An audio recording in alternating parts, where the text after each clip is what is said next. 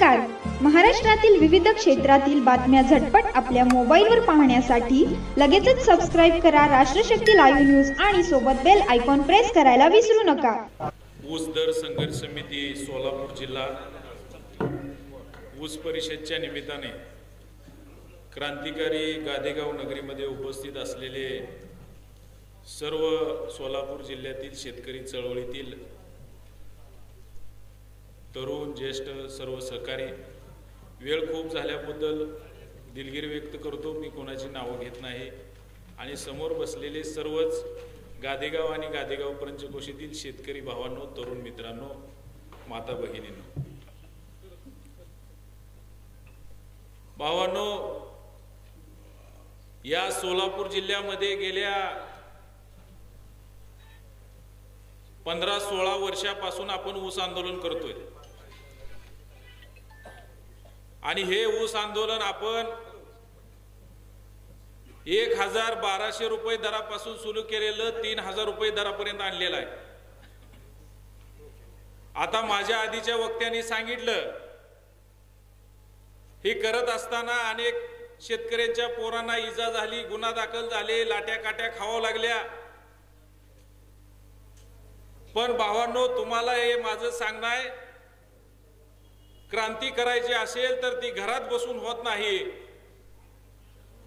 क्रांतीच्या देवताला रक्ताचाच नैवेद्य दाखवा लागतो, तरच क्रांती होत असते आणि तरच आपल्याला न्याय मिळणार आहे. समोर बसलेल्या शेतकऱ्यांना माझं एक सूचना आहे, मला तुम्हाला एक विचारायचं आहे. भावांनो, मला खरं सांगा, या वर्षीचं ऊस आंदोलन करायचं का? हात वर करा, हात वर करा, हात वर करून सगळ्यांनी सांगा, या वर्षीचं ऊस आंदोलन करायचं का?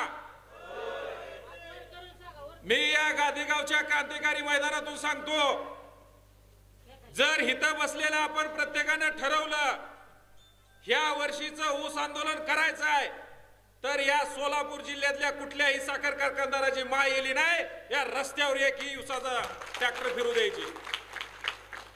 कारण या तालुक्यानं संपूर्ण महाराष्ट्राला ऊसाचा दर काय असतो हे दाखवलंय. सगळ्या राज्यातल्या शेतकऱ्याला 1 टन ऊसापासून काय उत्पन्न निघतं हे शिकवलंय. आणि हे जर आपल्याला यावर्षी शांत बसलो तर लक्षात ठेवा, आताच विजुता त्यांनी सांगितलंय, 2,500च्या वर दर द्यायला एकही गडी तयार नाही. आणि म्हणूनच आम्ही सगळ्या संघटना या ठिकाणी एक ठिकाणी आलोय. कारण आम्ही कुठं जरी इकडे तिकडे गेलो तर आमच्या शरीरात शेतकऱ्याचं रक्त आहे, म्हणून आम्ही या व्यासपीठावर आहे.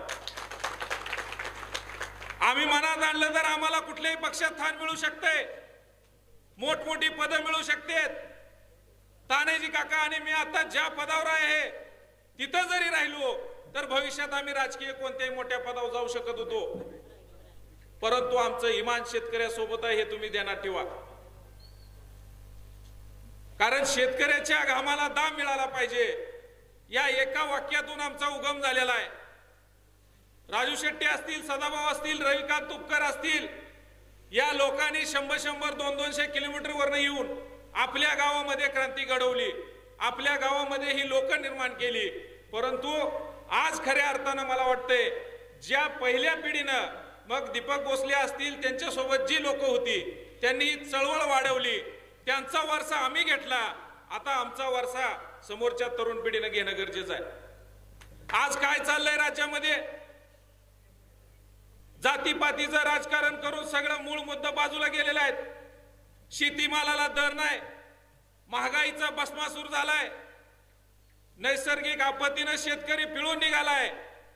आणि शेतकऱ्याला या सरकारनं दिवाळीच्या आधी नुकसान भरपाई देणार म्हणून सांगितलं होतं, परंतु शेतकऱ्याला नुकसान भरपाई मिळाली का? अहो, ई-केवायसी आणि फार्मर आयडी काढण्यात शेतकऱ्याला भीक नको पण कुत्रावर म्हणायची अवस्था झाली. शेतातलं पीक तर वाया गेलंच, परंतु काय 10-20 रुपयाची मदत शेतकऱ्याला मिळणार आहे, ती सुद्धा या ऑनलाईनच्या दुष्टचक्रामध्ये या सरकारनं अडकवून टाकलेली आहे. भावांनो, आपल्याला आता घराघरातल्या शेतकऱ्याच्या पोराला पेटून उठावं लागणार आहे. कारण तुम्ही आता बघत आहेत लोकांना स्वतःच्या प्रश्नापेक्षा राजकारणात जास्त इंटरेस्ट आहे। आज आपल्याला ही ऊस परिषद पंढरपूरमध्ये घ्यायची होती, परंतु तिथं आचारसंहिता लागू झाल्यामुळे आपल्याला इथे ऊस परिषद घेण्याची वेळ आली। बोलण्यासारखं भरपूर आहे, पण मी या इथल्या शेतकऱ्याच्या तरुण पोरांना सांगतो, गेल्या 2-3 वर्षामध्ये आपल्याला दर चांगला मिळाला म्हणून आपण आंदोलन कमी प्रमाणात केली, परंतु या तालुक्यातल्या साखर कारखानदारांनी असं समजू नये की आमच्या हाताराची धार कमी झाली आहे। जर तुम्ही आमच्या शेतकऱ्याचा घाम तुडवणार असेल तर लक्षात ठेवा, 2014चं आंदोलनातले दिवस या तालुक्याला परत दाखवल्याशिवाय आम्ही स्वस्थ बसणार नाही।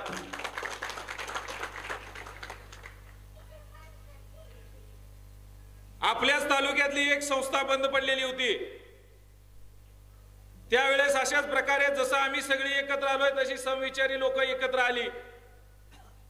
आम्ही सुद्धा शेतकरी चळवळीतली माणसं, ती कारखाना शेतकऱ्याचा आहे, शेतकऱ्याच्या शेअर्स मधनं उभा राहिलेला आहे आणि त्याच्यावर कोण तर वक्र दृष्टी टाकून तो जप्त करायचा, तो खाजगी करायचा, तो विकत घ्यायचा आणि तो कोणीतरी गिळून टाकायचा, अशा प्रकारचं षडयंत्र सुरू असताना त्या कारखान्याची निवडणूक लावली आणि त्या कारखान्यावर आपल्या शेतकऱ्याचा बाजूचा विचार करणारा एक प्रतिनिधी तिथं निवडून दिला आणि ही निवडणूक लढत असताना आम्ही अख्ख्या तालुक्यामध्ये फिरून जीवाचं रान केलं, शेतकऱ्यांना हात जोडले, शेतकऱ्यांनी त्या ठिकाणी पॅनल निवडून दिला आणि तो पॅनल निवडून देत असताना तानाजी काकाचा आणि माझा उमेदवारी अर्ज काही लोकांनी तक्रारी करून ही संघटनेची लोक कारखानदारीत गेली तर आपल्याला त्रासदायक होतील म्हणून आमचे अर्ज बाद करायचं काम केलं। परंतु हे अर्ज बाद झाल्यानंतर सुद्धा जो पॅनल आम्ही उभा केलता त्या पॅनलच्या श्रेष्ठी लोकांनी ठरवलं की ह्यांनी प्रामाणिकपणे आपल्या सोबत कष्ट केलेला आहे आणि शेतकऱ्याचे प्रतिनिधी म्हणून यांना आपण या बोर्डात घेतलं पाहिजे, म्हणून आम्हाला त्या ठिकाणी घेतलेलं आहे। आणि तिथं सुद्धा काम करत असताना भावांनो, तुम्ही जुना दिवस विसरून गेला। आम्ही तिथे गेल्यामुळे काय झालं, सोलापूर जिल्ह्यातल्या एकाही शेतकऱ्याचं साखरेचं कार्ड आणलं नाही, सोलापूर जिल्ह्यातल्या एकाही चळवळीत काम करणाऱ्या पोराचा ऊस आणला नाही, कुणाच्या ऊसाचं शेत आलेले असताना वाटोळ केली नाही, कुणाच्या शेतकरी संघटनेच्या आंदोलनाला गेला, मोर्चाला गेला म्हणून ही चिटबाई लोक तुमची नावं लिहून घेत होती, तुमचा ऊस कारखान्याला नेत नव्हती। ही प्रश्न कशामुळे सुटला तर आपल्या विचाराची 4 लोक तिथे गेली म्हणून ती प्रश्न आपण सोडवू शकलो। आणि 3,500 दराच्या बाबतीत सुद्धा मी जबाबदारीने सांगतो, जो दर त्या बोर्डाने जाहीर केलेला आहे, जो दर आबानी जाहीर केलेला आहे तो 100% शेतकऱ्याला मिळणार आहे, याबद्दल तीळ मात्र सुद्धा कोणी शंका बाळगायची गरज नाही। परंतु आज परिस्थिती अशी झाली आहे, या राज्याच्या राजकारणामध्ये जो शेतकऱ्याची बाजू घेईल, मी तुम्हाला एक उदाहरण सांगतो, जर एखाद्या गावात 9 दारुडे असतील आणि एखादा जर बिन दारू पिणारा असेल तर कुणाचं चालेल मला सांगावं, कुणाचं ऐकावं लागणार आहे, दारुड्यांचंच ऐकावं लागणार, अशी अवस्था कारखानदारीत झालेली आहे। त्यामुळं शेतकऱ्यांना लुटणाऱ्यांची संख्या ही शेतकऱ्यांना देणाऱ्यांच्या संख्येपेक्षा जादा झालेली आहे। त्यामुळे शेतकऱ्यांना देणाऱ्यांना जी देण्याची भावना राखते त्यांचे सुद्धा हातपाय बांधण्याचं काम ही लोक करत आहेत।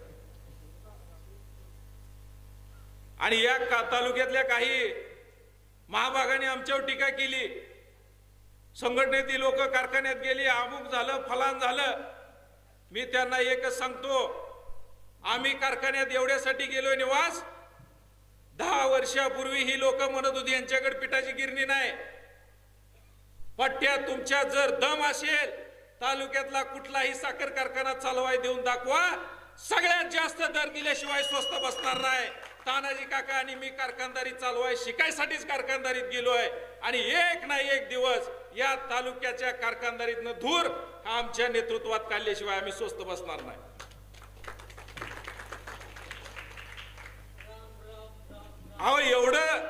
सगळं होऊन सुद्धा ही लोक शेतकऱ्याला दर देताना कच खातेत। आता ह्यांनी एक मधीच निर्णय काढला होता, ऊस दरातनं 15 रुपये कपात। कशासाठी कपात? तर राज्यावर नैसर्गिक आपत्ती आली आहे आणि त्याच्यामुळे ऊस दरातनं ऊस बिलातनं दर कपात। पहिली गोपीनाथराव मुंडे महामंडळाला 10 रुपये कपात होती आहे, साखर आयुक्ताला 1.5 रुपया कपात होतोय, वसंतदादा शुगर इन्स्टिट्यूटला 50 पैसे कपात होते आणि आता ही 15 रुपये कपात। शेतकऱ्याच्या बिलातनं कपात करायला तुम्ही मालक आहे आणि शेतकऱ्याच्या साखरेचा दर वाढवायला, ऊसाचा दर वाढवायला तुम्ही मालक नाही का? मग आज मला सांगा, सीना नदीला महापूर आला, भीमा नदीला महापूर आला, अतिवृष्टी झाली, 10 मेला पावसाळा सुरू झालाय, तो अजून संपला नाही, 6 महिने सलग पाऊस पडला आणि तुम्ही नुकसान भरपाईसाठी काय करताय? शेतकऱ्याच्या ऊस बिलातनं 15 रुपये कपात। अरे ऊस आमचा बुडलाय, आमचा ऊस 50-60 टन जायचं तिथं 10-20 टनावर आलाय आणि त्याच्यातनं तुम्ही कपात करणार म्हणजे आमचाच खिसा कापायचा, आम्हालाच नुकसान भरपाई दिल्यासारखी दाखवायची आणि ही म्हशीचं मूत म्हशीला पाजायचं धोरण सरकारनं आखलं। त्याला आम्ही कडाडून विरोध केला, त्यामुळे ही कपात सुद्धा आता कुठं तर थांबलेली आहे। गोपीनाथ मुंडे महामंडळाची जी कपात होती आहे त्याच्यावर सुद्धा या आपल्या जिल्ह्यातल्या वाहन मालकांनी जागृत राहिलं पाहिजे। काल मी पोलीस स्टेशनला गेलतो, प्रत्येक वर्षीचा सीझन सुरू झाला की मला दर 2 दिवसातनं एकदा होईना पोलीस स्टेशनला जावं लागतंय। माझ्यासोबत नवनाथन निवास होते। अहो ज्या वाहन मालकानं एका टोळीला, लातूर मधल्या विलासराव देशमुखांच्या गावची टोळी 6 लाख रुपये दिलेत आणि सरळ ती लोक दुसरीकडे ऊस तोडाय गेली आणि बायका पोलीस स्टेशनला पाठवून ह्या पोरांवर गुन्हा दाखल करायसाठी तिथं पुढे बसले। किती मोठा अन्याय होई! म्हणजे टनाला 10 रुपये तुम्ही गोपीनाथ मुंडे महामंडळाला घेताय ऊस तोडणी मजुरासाठी। ही रक्कम आज शासनाकडे हजारो कोटीत पडून आहे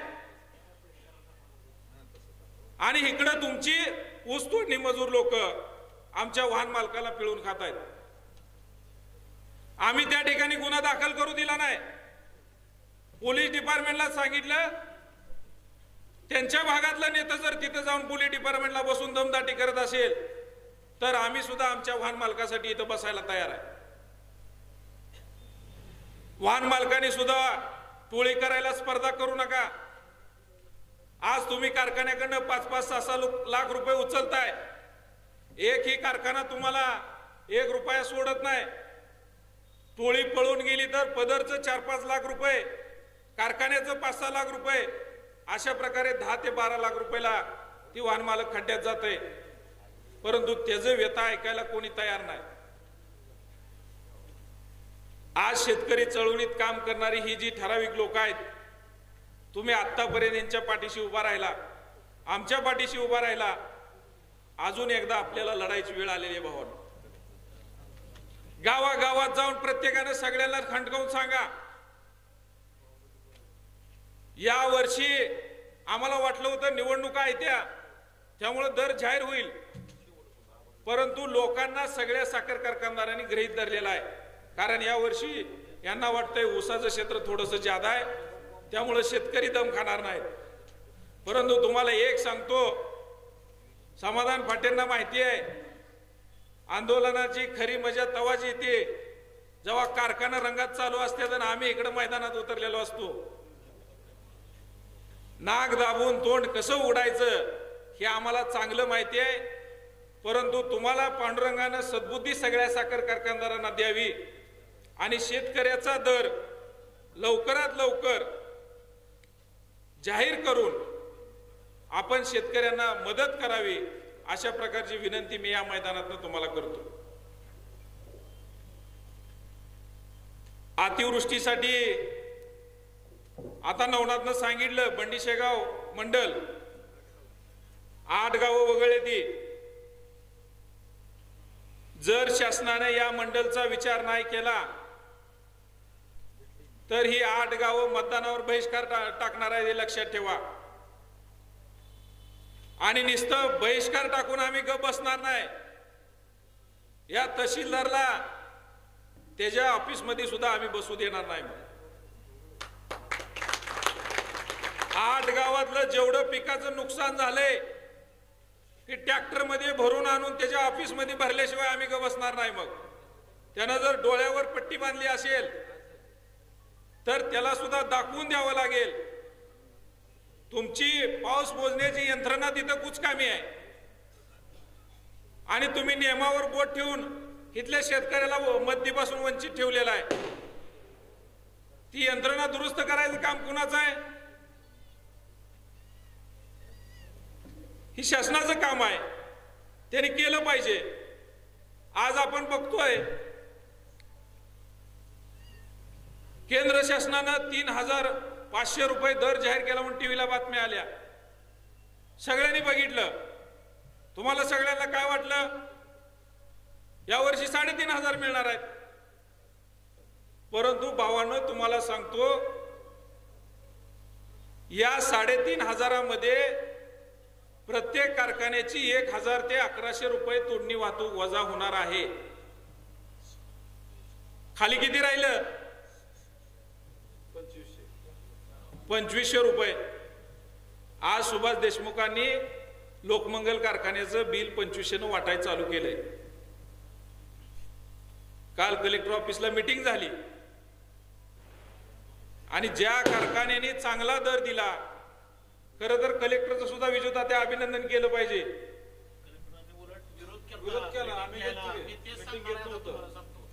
कलेक्टरांनी त्यांना सांगितलं, कलेक्टरला आम्ही आधी पत्र व्यवहार केला होता, कारखाने चालू होऊन 15 दिवस होऊन गेलेले आहेत, शेतकऱ्याला पहिली उचल मिळाली पाहिजे. कलेक्टरनी सांगितलं तुम्ही दर जाहीर करा. त्यावेळेस या सुभाष देशमुखांनी जिल्ह्यातल्या ज्या कारखान्यांनी चांगला दर दिलाय त्यांच्या एमडी सोबत भांडण काढलं मीटिंग मध्ये आणि कलेक्टरला सांगायला लागले कारखानदारी चालवाय आम्हाला परवडत नाही. कलेक्टरनी त्यांना ठणकावून सांगितलं ज्याला कारखानदारी परवडत नाही त्यांनी बंद ठेवा आणि उसाचा दर जाहीर करूनच कारखाने सुरू करा. त्यामुळं आता आपल्याला जनतेचा रेटा वाढवणं गरजेचं आहे. कारण अवस्था अशी झाली आहे, कारखान्याच्या गेटवरचा ऊस जातोय 90 किलोमीटरला आणि 90 किलोमीटरला ऊस येतोय कारखान्याच्या गेटवर. ह्याच्यामुळं तोंडी वाहतूक वाढायला लागली. जी मागच्या 2-3 वर्षामध्ये तोंडी वाहतूक 600 रुपये होती, ती तोंडी वाहतूक आता 1000 ते 1100 रुपयेवर गेली. म्हणजे दर टनाला आपल्या शेतकऱ्याच्या बिलातनं 400 ते 500 रुपये जादा कपात व्हायला लागले. त्यामुळे यावर सुद्धा आपल्याला बंधन आणावं लागणार आहे. ते आपल्या आजच्या परिषदेमध्ये ठराव घेत आहेत. सोलापूर जिल्ह्यातल्या कुठल्याही साखर कारखान्यामध्ये 1 टन ऊस गेल्यानंतर कमीत कमी 5,000 रुपये तयार होते. कारण गेल्या वर्षी साखरेचं दर सुरुवातीला 3300 रुपये होते आणि शेवटला 3839 रुपये पर्यंत गेले. त्याच्यामुळं या वर्षी सुद्धा सीझन सुरू झाल्यावर साखरेचे दर कमीच होणार आहेत. कारण ही प्रत्येक वर्षीचं त्यांचं ठरलेला एक कलमी कार्यक्रम आहे. शेतकऱ्यांचा दर मिळेपर्यंत साखरेचे दर कमी ठेवायचे आणि परत शेतकऱ्यांना एकदा दर जाहीर झाला का मग दर वाढवायचे.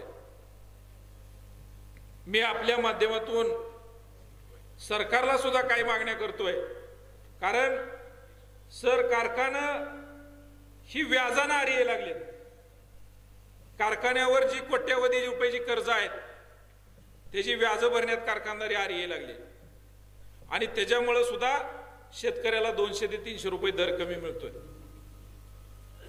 आज शासनानं ठराव केला पाहिजे, जर या सोलापूर जिल्ह्यातली FRP थकू द्यायची नसेल तर सगळ्या कारखान्याला जे साखर तारण कर्ज मिळतं, आज साखर तारण कर्जाचं मूल्यांकन 3300 रुपये आहे. म्हणजे एका कारखान्यात 1 क्विंटल साखर तयार झाली तर शासन त्याच्यावर 3300 रुपये कर्ज देतं आणि या कर्जातून शेतकऱ्यांना बिल वाटायचं कारखान्यानं काम करायचं आहे। परंतु हे साखर कारखानदार शेतकऱ्याला बिल न देता इतरत्र हे पैसे वापरतायत। त्यामुळे गेल्या वर्षापासून आतापर्यंत FRP सोलापूर जिल्ह्यातली थकीत आहे आणि ह्याच्यावर जर इलाज काढायचा असेल तर या माल तारण कर्जातून राज्य शासनाने असा आदेश काढला पाहिजे की पहिल्यांदा शेतकऱ्याचं बिल ज्या बँकेनं माल तारण कर्ज दिलंय त्या बँकेच्या खात्यातनं डायरेक्ट शेतकऱ्याला आरटीएस झालं पाहिजे, तर हा FRPचा प्रश्न सुटणार आहे। नाहीतर ही गडी आपल्या पैशात लचकं मारायचं बंद करणार नाहीत।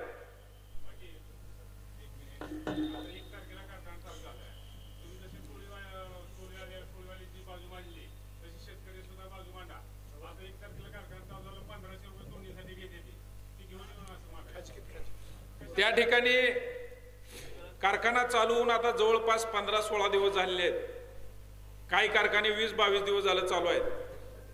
त्यामुळे साखर कारखानदारांनी आता शेतकऱ्याच्या संयमाचा अंत बघू नये। जर तुम्ही ऊस दराची कोंडी नाही फोडली तर आम्हाला टायर फोडावा लागेल, हा आमचा सरळ सरळ इशारा आहे। त्यांनी समजून घ्यावं।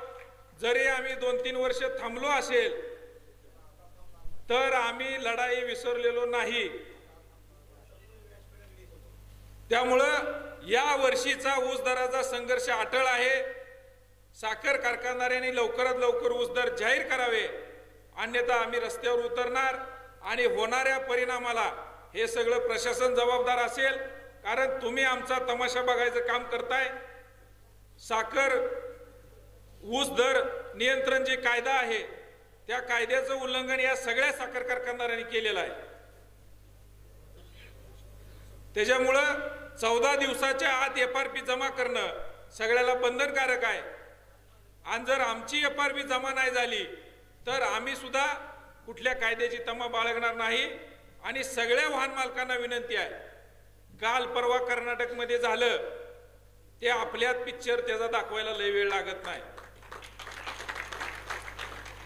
आमची गनिमी काव्याची गँग जर एकदा घुसली तर तुम्ही पुन्हा गुडघ्यात मुंडकं घालून रडत बसाल। आम्हाला कुणाचं नुकसान करायचं नाही, आम्हाला कुणाचा टायर फोडायचा नाही, आम्हाला कुणाचं वाहन जाळायचं नाही, कारण प्रचंड महागाई वाढलेली आहे। शेतकरी मोठ्या कष्टातनं ही वाहन उभा करतंय आणि ऊस तोडणी मजुरांनी फसवणूक केल्यामुळं सगळी वाहन मालकं अडचणीत आहेत। त्यांना आमची हात जोडून विनंती आहे, ज्या दिवशी ऊस दर संघर्ष समिती ऊस वाहतूक करू नका म्हणून आवाहन करेल त्या दिवशी तुम्ही थांबलं पाहिजे आणि जर नाही थांबला तर याचा ट्रेलर 2014 सारखा झाल्याशिवाय राहणार नाही। एवढंच सांगतो आणि इथंच थांबतो। धन्यवाद। जय हिंद, जय महाराष्ट्र। शेतकरी एकजुटीचा, शेतकरी एकजुटीचा, ऊस दर आमच्या हक्काचा, ऊस दर आमच्या हक्काचा। अरे कोण म्हणताय देत नाही, कोण म्हणताय देत नाही। धन्यवाद। जय हिंद, जय महाराष्ट्र।